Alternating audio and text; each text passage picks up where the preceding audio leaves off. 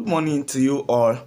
Thank you for joining in this wonderful segment, Secure Your Wealth. I want us to know that fraud is real and it's happening every day. The truth is there is no height or limit that all these fraudsters, scammer cannot attain, especially for the sole purpose of defrauding their victims. For more information on cases related to fraud, you can as well follow me on my YouTube channel page at Secure Your Wealth NG for more information.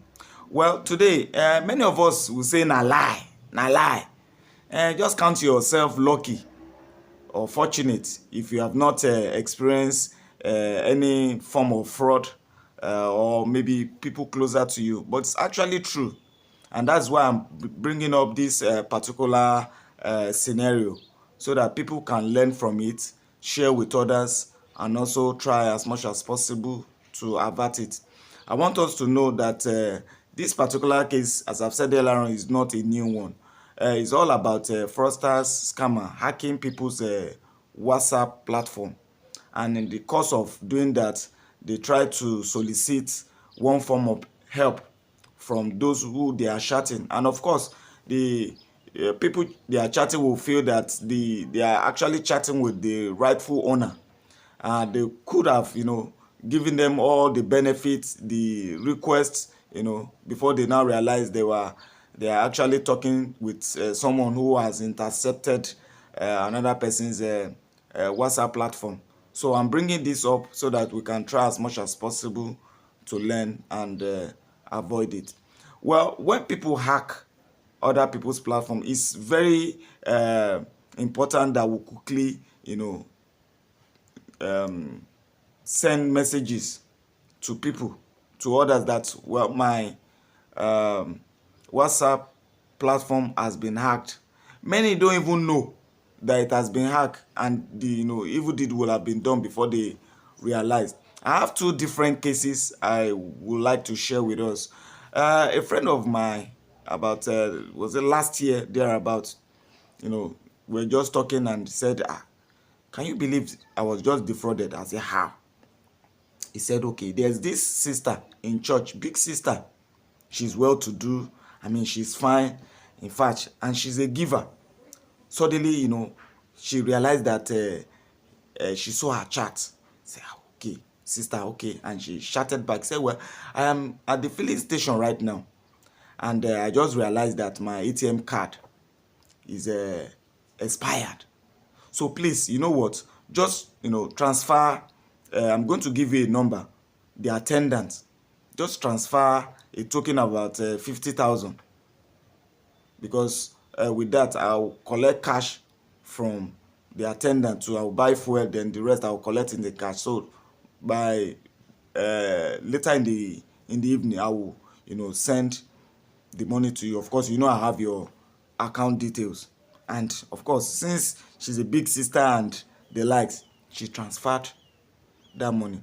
Now, the truth is, one of the thing I want us to be aware of, when we see cases like this, especially people that have not even asked you of anything before, suddenly they started, asking you, first thing that should come to your mind, please pick your call and call that person. That's the very first important thing. I saw this chat, I just want to find out if it's really you. That is one of the major steps we can use to dictate if it's actually the right person.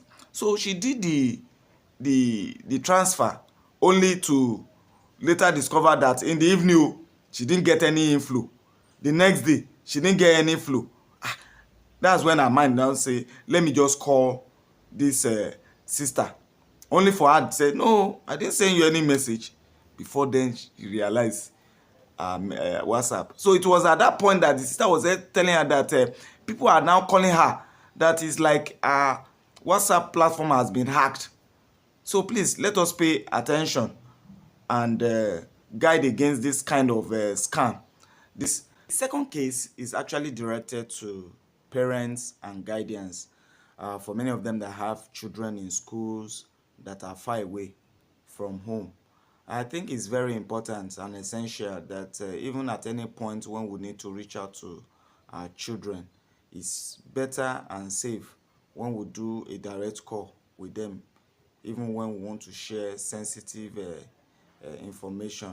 I'm not saying it's not good to do chat at least once in a while, but for the sole purpose of sharing important information, it's better when we do direct call. So this is about a young boy who is in school far away from home. All these students, there's nothing they cannot do.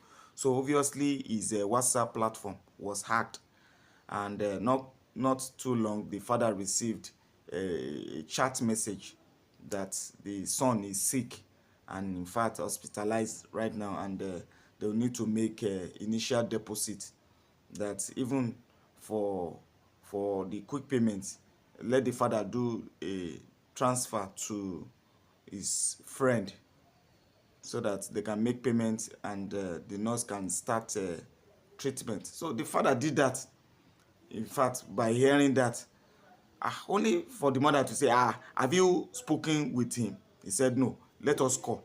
Let's just call to even know what's the nature of the sickness. Only for the boy to pick and said, but we saw your chat now. I said, chat? I didn't chat you, dad. I said, are you not feeling sick? Or he said, no, I'm fine, everything is okay.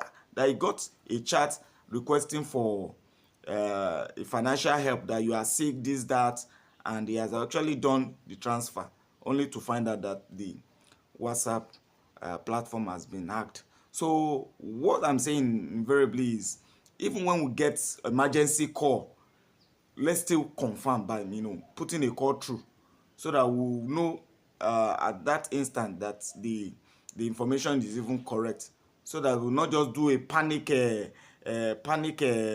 what do you call it, panic answer to the request before we now find out that it's actually hacked. So thank you for your time. Secure your phone, secure your wealth. Thank you.